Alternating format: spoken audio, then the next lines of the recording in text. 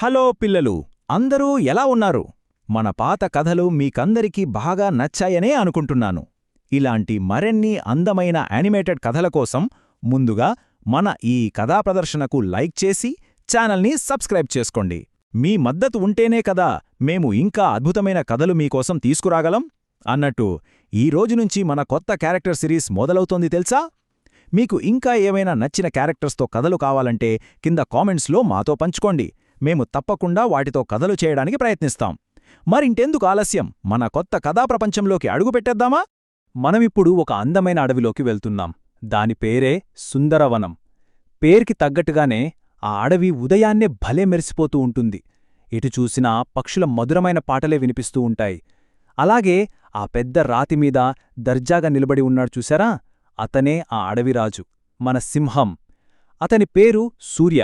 సూర్య ఎంతో ధైర్యవంతుడు, పైగా చాలా మంచివాడు కూడా. అలా అంతా భలే ప్రశాంతంగా సంతోషంగా ఉన్న సమయంలో ఒక్కసారిగా వాతావరణం మారిపోయింది. చీకటి కమ్ముకుంది. పొదల వెనకనుంచి ఏదో వింత శబ్దం. అకస్మాత్తుగా గుర్ర్ అని ఒక భయంకరమైన అరుపు వినిపించింది. ఇంకేముంది, జంతువులన్నీ గజగజ వణికిపోయి ప్రాణభయంతో ఎక్కడికక్కడ పరుగులు తీయడం మొదలుపెట్టాయి. అసలు అడవిలో ఆ శబ్దం ఎక్కడ్నుంచొచ్చుంటుందంటారు? చిన్న కుందేలు చిట్టికైతే భయంతో వణుకుపుట్టేసింది. అమ్మో, అది ఏంటి అంటూ గజగజ వణికిపోయింది.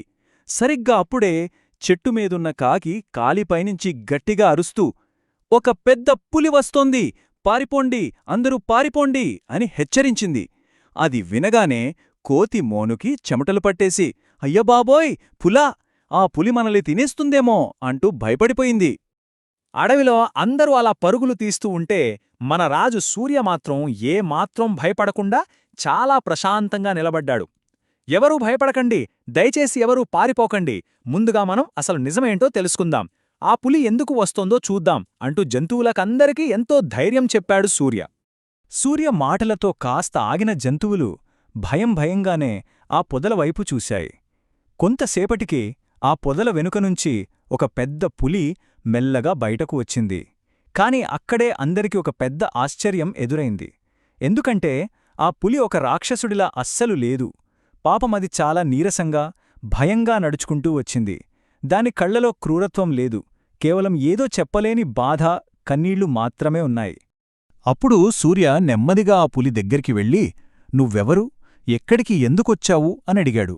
దానికా పులి చాలా దీనంగా ఇలా చెప్పింది, నా పేరు వీర్.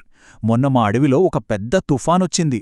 ఆ గాలికి వానకి మా వాళ్లందరూ విడిపోయారు. నేన్నా కుటుంబాన్ని కోల్పోయి ఇలా ఒంటరిగా మిగిలిపోయాను అని వెక్కి ఏడ్చేసింది.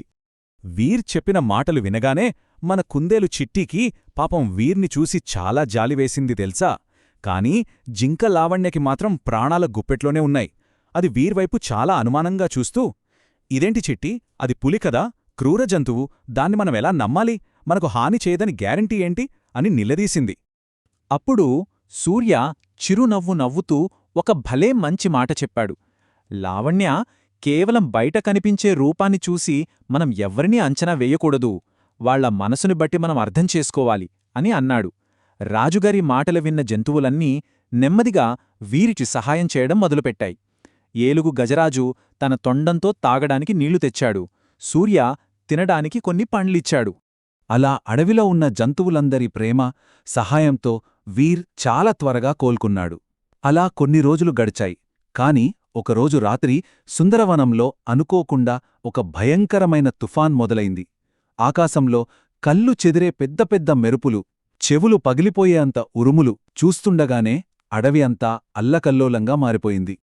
ఆ భయంకరమైన గాలివానకి జంతువులన్నీ భయంతో ఎక్కడికక్కడ పరుగులు తీశాయి. ఆ చిమ్మ చీకట్లో అందరూ ప్రాణాలు అరచేతిలో పెట్టుకుని పారిపోతుంటే హఠాత్తుగా సహాయం, రక్షించండి అనొక చిన్న ఏడుపు వినిపించింది. జింక లావణ్య వెంటనే తన చుట్టూ చూసుకుంది. అయ్యో, తన చిన్నారి బిడ్డ తప్పిపోయిందని గ్రహించింది. సూర్య వెంటనే జంతువులందర్నీ ఆ చిన్నారి కోసం వెతకమన్నాడు. కాని ఆ కుంభవృష్టి వానలో కటిక చీకట్లో ఏమీ కనిపించడం లేదు. ఆ పరిస్థితుల్లో అసలు ఎలా వెతకాలో అర్థంకాక అందరూ భయపడుతూ ఉంటే మన పులివీర్ ఎంతో ధైర్యంగా ముందుకొచ్చాడు.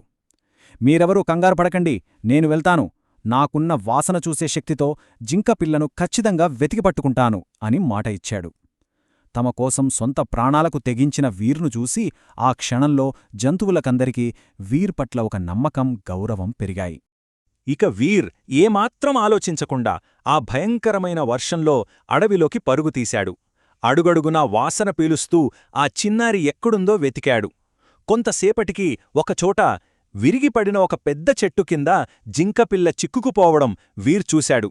వెంటనే వీర్ తన బలమంతా కూడగట్టుకుని ఆ పెద్ద చెట్టును ఒక్కసారిగా పక్కకి తోసేశాడు. భయపడకు చిన్నారి, నేనున్నాను అని ప్రేమగా ఆ పిల్లను తన వీపుమీద ఎక్కించుకున్నాడు. హమ్మయ్యా! ఫైనల్గా వీర్ ఆ చిన్నారిని వర్షం నుంచి చాలా సురక్షితంగా అందరి దగ్గరికి తీసుకొని వచ్చాడు. అది చూడగానే లావణ్యకి ప్రాణం లేచొచ్చినంత పనైంది. ఆనందంతో కన్నీళ్లు పెట్టుకుంటూ తన బిడ్డను గట్టిగా హత్తుకుంది. వీర్, నా బిడ్డను కాపాడినందుకు నీకు చాలా చాలా ధన్యవాదాలు అని కృతజ్ఞతలు చెప్పింది. కోతి మోను కూడా ఎంతో సంతోషంగా వీర్ నిజంగా మనందరికీ హీరో అని పొగిడేసింది. ఇదంతా చూస్తున్న మన రాజు సూర్యకే ఎంత ఆనందం వేసిందో మాటల్లో చెప్పలేం. ఎంతో గర్వంగా వీరువైపు చూస్తూ సూర్య అందరితో ఒకటే అన్నాడు. చూశారా, నేను మొదటి రోజే మీకు చెప్పాను కదా, మనసు మంచిదైతే చాలు, ఎవ్వరైనా మనకు ఎంతో మంచి స్నేహితులవుతారు. ఈరోజు వీర్ తన మంచి మనస్సుతో మనందరికి ప్రాణస్నేహితులయ్యాడు. ఇక ఆ రోజునుంచి సుందరవనం వాతావరణం పూర్తిగా మారిపోయింది. మన వీర్ ఆ అడవిలో ఒక ముఖ్యమైన, ఎంతో ఇష్టమైన కుటుంబ సభ్యుడిగా మారిపోయాడు. అందరూ కలిసి సంతోషంగా ఆడుకున్నారు. నెమలిరాణి ఎంతో అందంగా నాట్యం చేసింది. ఆ ఆనందంలో వీర్ మనసు నిండిపోయి, ఇదే నా కొత్త కుటుంబం అని మురిసిపోయాడు. మరి పిల్లలో, ఈ కథా వివరణ ద్వారా మనం 2 ముఖ్యమైన విషయాలు నేర్చుకున్నాం. మొదటిది, కేవలం రూపాన్ని చూసి ఎవరినీ తప్పుగా అనుకోకూడదు. రెండవది, మనం ఇతరుల పట్ల దయగా ఉండి నమ్మకం ఉంచితే ఎన్నో అందమైన స్నేహాలు పుడతాయి. మరి ఈరోజు కథ మీకందరికీ నచ్చిందా? ఈ కథలో మీకు ఏ క్యారెక్టర్ బాగా నచ్చిందో కింద కామెంట్స్లో మాతో తప్పకుండా చెప్పండి. ఇలాంటి మరిన్ని ఫన్ యానిమేటెడ్ కథల కోసం దయచేసి లైక్, షేర్ మరియు సబ్స్క్రైబ్ చేసుకోండి. బాయ్ పిల్లలు, మళ్ళీ ఇంకో సరికొత్త సాహసంతో